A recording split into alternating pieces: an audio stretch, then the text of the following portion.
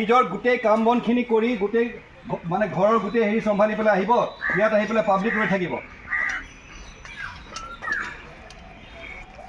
এইটো ডিচিপ্লিন, এইটো আমাৰ হেৰি আটাইতকৈ মুৰব্বী অফিচ বুলি আমি কওঁ।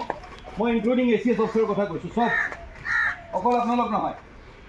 কোনো এটা অফিচাৰ তাত এজন অফিচাৰ নাই, এমপ্লয়ী গোটেইখিনি নকওঁ, মই কিছুমানক পাইছোঁ। যোনে যোনে নোৱাৰে আজি 10টা বজাত যোনে ৰিপৰ্ট কৰিব নোৱাৰে মোক লিখি দিয়ক। কাইলৈৰ পৰা মই অফিচাৰ আহি পেলাই মই নিজে চাম।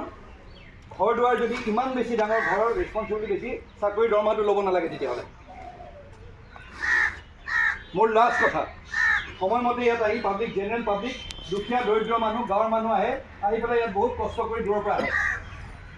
যোনে নোৱাৰে আজি মোক লিখি কৈ দিয়ক যে ছাৰ মোৰ ঘৰুৱা পৰিস্থিতিৰ বাবে সেইবাবে মই সময়মতে অফিচ কৰিব নোৱাৰোঁ।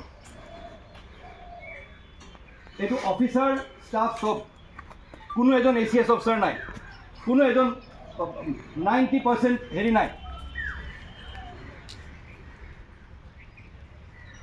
এইটো কি অফিচ হ'ল নেকি? যোনকেইজন মানুহ নাই আজি আধা দিনৰ মই চেলেৰি কাটিম আৰু গোটেই মই হেৰি নোট কৰি থ'ম, এতিয়াই মই কৈছোঁ। আৰু অহাকাইলৈৰ পৰা 10টা বজাত যদি এমপ্লয়ী আহি নাপায় মই তেওঁক ছাছপেণ্ড কৰি দিম। এতিয়া নিজৰ গোটেই কাম বনখিনি কৰি গোটেই মানে ঘৰৰ গোটেই হেৰি চম্ভালি পেলাই আহিব, ইয়াত আহি পেলাই পাব্লিক ৰৈ থাকিব। এইটো ডিচিপ্লিন, এইটো আমাৰ হেৰি আটাইতকৈ মুৰব্বী অফিচ বুলি আমি কওঁ। মই ইনক্লুডিং ACS অফিচাৰৰ কথা কৈছোঁ, চব, অকল আপোনালোক নহয়। কোনো এটা অফিচাৰ তাত এজন অফিচাৰ নাই, এমপ্লয়ী গোটেইখিনি নকওঁ, মই কিছুমানক পাইছোঁ। যোনে যোনে নোৱাৰে আজি 10টা বজাত যোনে ৰিপৰ্ট কৰিব নোৱাৰে মোক লিখি দিয়ক। কাইলৈৰ পৰা মই অফিচাৰ আহি পেলাই মই নিজে চাম। ঘৰ দুৱাৰ যদি ইমান বেছি ডাঙৰ, ঘৰৰ ৰেচপনচিবিলিটি বেছি, চাকৰি দৰমহাটো ল'ব নালাগে তেতিয়াহ'লে।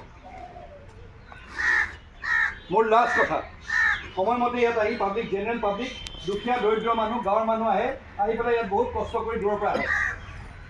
যোনে নোৱাৰে আজি মোক লিখি কৈ দিয়ক যে ছাৰ মোৰ ঘৰুৱা পৰিস্থিতিৰ বাবে সেইবাবে মই সময়মতে অফিচ কৰিব নোৱাৰোঁ।